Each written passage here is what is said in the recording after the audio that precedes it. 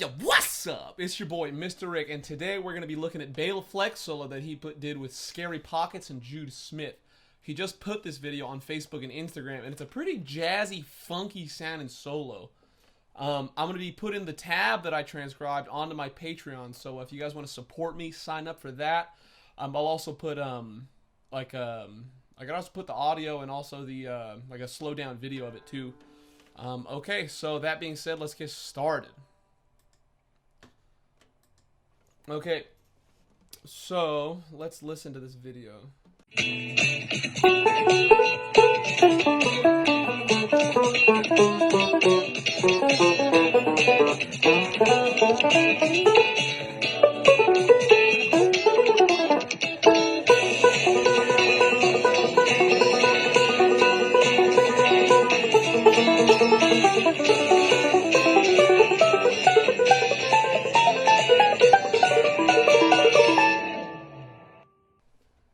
Okay, there it was. Okay, so, what does he do? The first little phrase, it's the first, like, what is it, like, the first, the first 8 measures is just about, like, a lot of B minor pentatonic single string. I did not get the rhythms in this part that correct. I just get the notes right, and then iron out the fingerings, iron out the rhythms, while I'm playing along with the recording. But anyways, here's this part. It's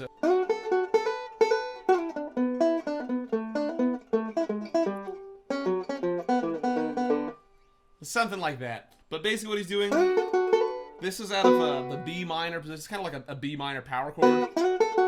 And hammering onto that. It's almost like the first inversion D chord. And then he connects to this, the alpha position of the B minor, right there. And then he does the line cleave with his that E note first. He goes, yeah, this E note. So here's the first one. He's got the E note up high, and then he goes, has that 6. What is that 6 there? And then he has that note up there, and then he goes down and he has the B note and the. So it's 3 little line cliches, and then so that's basically what he's doing. But you can get E note and then C sharp and then a B, and then you can figure out the rhythms later. Okay, cool. So this next section has.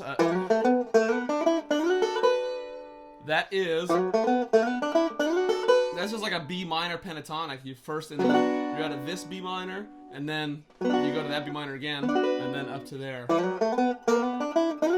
All minor pentatonic notes. And then you have this little phrase right here. What's this guy? That is. It's kind of like out of an alpha D. D and B minor have similar notes, but it's also like an F sharp minor. It's like D major 7, B minor 7, as well as D major 7. So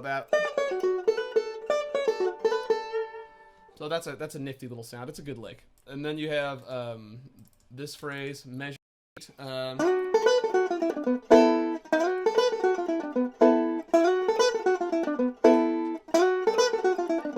Again, out of that power chord, and then that 10-9-9. This little guy that's happening right here. That's just like an A, kind of like an A with a 9 in the bass, but it's all fourths. You got B, E, and then A. Cool. And then that goes into this this kind of power chord roll. Again, now we're in B minor, and he repeats that 3 times, and then continues the. And then plays it over this messed up like F sharp chord, and this will sound like this.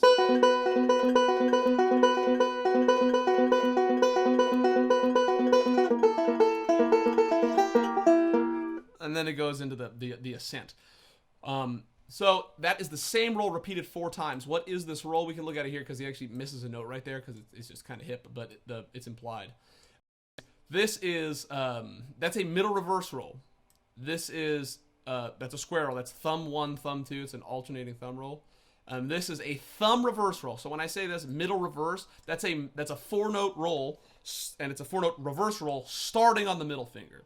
So that's a 4-note middle reverse. This is thumb 1, thumb 2. This is that's a 4-note thumb reverse roll. It's a reverse roll starting on the thumb, lasting 4 notes.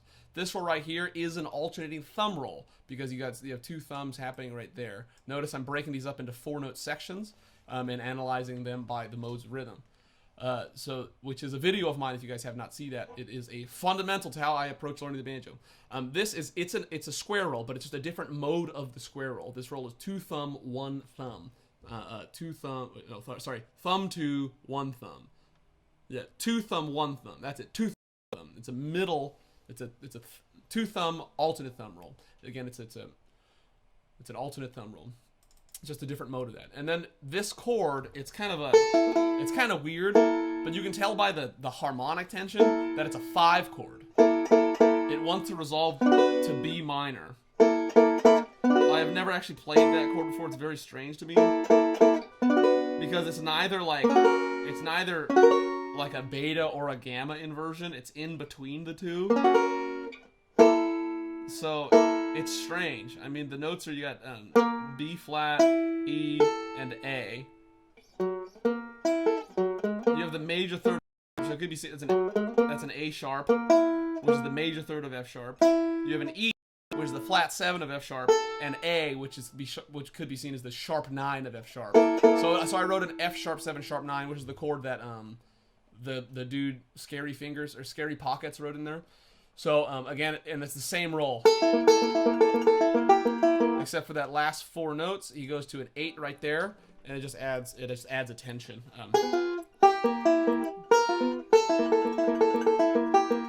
Okay, and then we start the ascent. There's this thing. If you've been with me for a while, we do lots of roll analysis. This is that's an alternate thumb roll. Again, it's the same roll that happened here. It's a middle alternate thumb roll. Starts with the middle finger and then does alt thumb. So it's 2 thumb, 1 thumb. So just 2 thumb, 1 thumb, 2 thumb, 1 thumb, 2 thumb, 1 thumb for 2 measures straight. And then I wrote in the chord so it's a little easier, but basically you can kind of understand this whole ascent is going like this.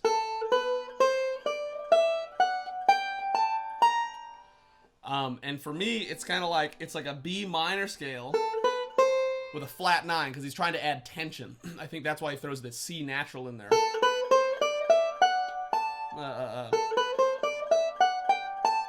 And then that kind of lands on the major 7 of B, which adds even more tension. And then I think what he does is he fills it in with chords that kind of agree with B minor. I don't know if these actually agree with the chords that the dude wrote in, but it's so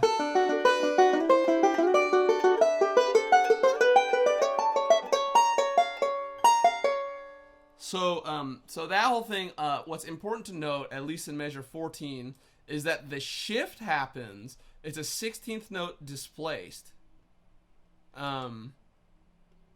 So that note should be 11, but it's not because the 4-note groups shift a 16th note before the beat. And that's so the shift happens on the thumb of the right hand. That is the function. I'm highlighting these 4-note groups so you can see where the shift occurs. And the difference in the sound will be, it'll be like this.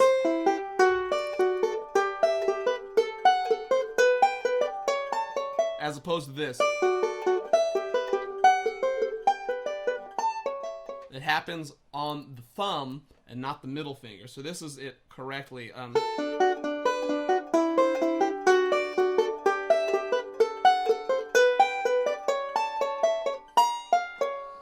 So I hope that makes sense. It's a very important concept to understand. I actually think that note should be that. Just so it helps with the shift. And that one should also be, that one also should be higher too.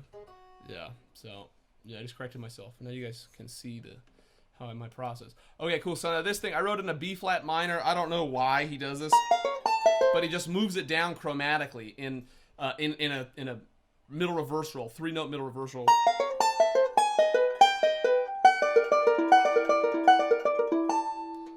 And then like I said, these rhythms are not correct because, well, first of all, table edit sucks at putting in triplets. Sorry. If you guys know the developers of table edit, have them fix this, but highlight that and you add it to a triplet, it does not work. So that's my complaint. But anyways, the roll is correct. The chord is correct. This is a very strange chord, but basically it's a double middle reverse roll.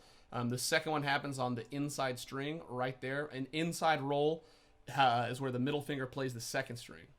So yeah, that is correct. And he ends on an A note of B minor, which is the flat 7 of B. I've never played that chord before, but it's very jazzy. I wrote F sharp 7 flat 13. It's got a flat 7 in the bass. That is the major third of F sharp. That's the flat 13 or flat 6 of F sharp, and that's F sharp on top. So yeah, I mean, this thing is basically chromatic. One thing I want you to pay attention to is the rhythmic development that takes place over these 4 measures. You got 4 note groups happening for the first 2 measures. That's takadimi, takadimi, takadimi, takadimi, takadimi, takadimi, takadimi, takadimi. And then the next measure, this one, has a 3 note. So that is takata, takata, takata, takata. And then it goes takata, takata, takata, takata, ta.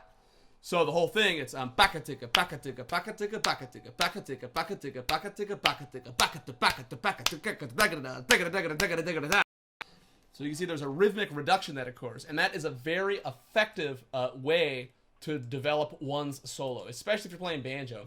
And that's it. This whole thing, it's a really cool way to add jazz. I mean, that's Bela Fleck, you know, fresh on the Facebook. Fresh out Bela Fleck's mind onto the Facebook. But I transcribed it. I hope you guys like it.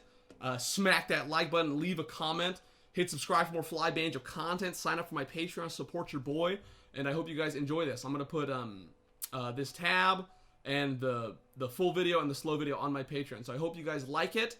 Thank you so much for watching. Peace.